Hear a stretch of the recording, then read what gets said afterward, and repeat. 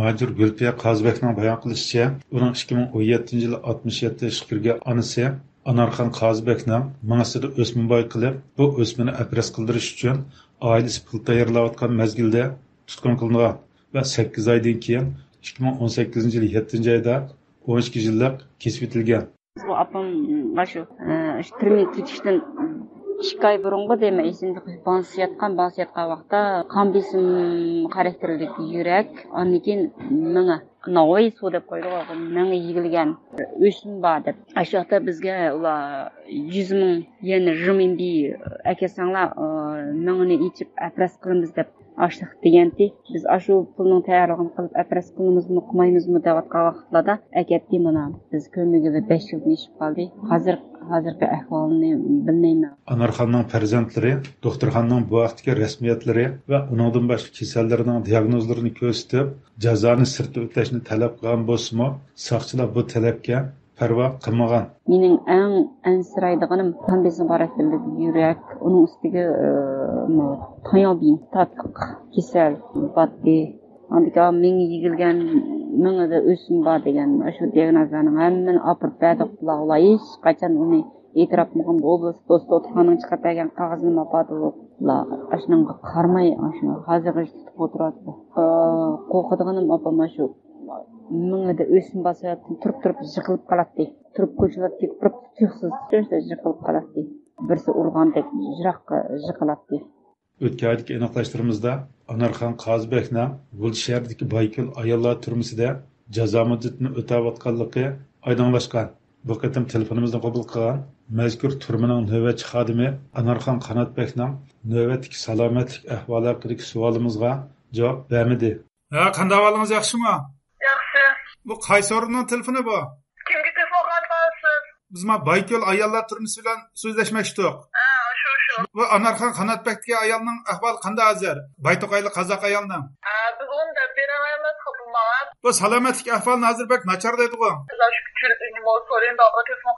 Telefonimizni qabul qilgan, ammo o'zini oshkorlashni xohlamagan turma xodimlaridan biri Anarxon Qanotbekning kasalligining davom qilayotganligi, turma mashg'ulotlariga moslasholmaydigan ahvolga tushib qolganda bir qancha qatim davolantilgan bo'lsa-mu, salomatlikda burilish xarakterlik yaxshilanish bo'lmaganligini oshkorladi va turmada Anarxon Qanotbekni davolatishga mas'ul bo'lgan aloqador bir xodimning telefon uchurini ta'minladi. Telefonimizni qabul qilgan bu mas'ul xodim o'zining mahbuslarni nazorat qilishdan boshqa mahbus oila tavbatlari bilan aloqa xizmatiga mas'ul ekanligi, zarur topilganda mahbuslarni davolatish, ya'ni doktorxonaga operish ishlariga mas'ul ekanligini oshkorladi. Siz bu turmada shu mahbuslarni davolatish ishlariga mas'ulmi yoki ularning oila tavbatlari bilan so'zlashish, nazorat qilish degandek ishlarga mas'ulmi? Hammasi bosh yetib qolganlarni doktorxona o'zim ekirib, uning amalini qilib ashtaqa davoladi. Dairələrinin məhbuslarının salomatligiga alayda ko'ngil bo'lganligi.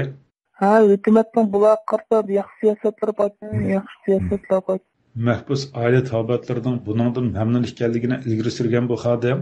Apam mundaq kentib, meni ota-onam mundaq kentib deydi-ku balla. Nurg'ullar ish ko'z yosh qilib boshlashib dedi.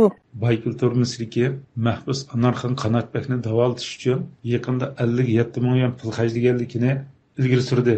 Qozoq opsiyaning shu doktorxona ekib davolat 57 ming so'mdan davolat 6 yoshda qo'yibdi. Shundan hozir shunday yaxshi idea. Biz onunga Anarxonning mana shunday holatda turmada emgak silinganligi haqida uchraganligimizni bildirganimizda, u ba'zi uqishmasliklarning bo'lib qolganligini eskartish bilan birlikda Aşında ağır holatda ish qisilindi, bu emgak bu holatdagi mashg'ulotlar qitildi degan gap bor. Uni uqmay qolibdi-da, tutaqlik kesilib bor. O'zining yaqinda Anarxonni turma doktorxonasiga olib borib, mingsin tekshirtganligi va bu jarayonda uning kesilning haqiqatan og'irligiga shohid bo'lganligini oshkorladi. Bu qozoq ayolni maktab tekshirdim men. Qozoq opsiya bu bechoraga davolat qo'yib, bu zakarda manqanta modda tomotki qanmayaq o'tmagan kiloni qolib qolganda, udam shu yana o'zini bu ayol o'rlib ketirdiğiniz, yani yiqildi deyiniz, mush yaqindagi ahvolmi? Mush yaqinda. Ma'lum bo'lishicha, Anarxon Qanotbekning kesili og'ir holatda davom qilayotgan bo'lsa-mu, turma doiralari hozir qadar uni qo'yib berish yoki jazosini sirtida tutish haqida har qanday bir muzokara yoki o'ylanishda bo'lmagan. Gulpiya Qazibekning deyishicha, uning onasi og'ir kasal holatda tutqun qilinib qolmasdan, yana shu kasal oldida qiyin qistoqqa ilingan onasi Anarxon Qanotbekning turmadagi ahvolini kuzatish va u yerdan qutqizish ishlarini G'ulji Baytoqaydagi qarindoshlariga qoldirib, o'zi Qozog'istondagi oilasining yoniga tasdi chiqib olgan Gulpiya Qozibek onasining ahvoli haqida hech qanday bir uchur olmagandan keyin Qozog'istondagi Xitoy elchixonasi oldida bir qism lager tutqunlarining oila tavobatlari bilan birlikda izchil holda Xitoyga qarshi namoyish qilmoqda.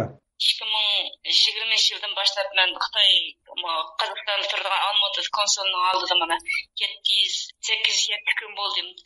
Xitoyning shu Nimsga Xitoy konsulining oldiga berib namoyish o'tkazayotganman. 7 kundan beri hech qanday xabarim bermadi bizga hozir.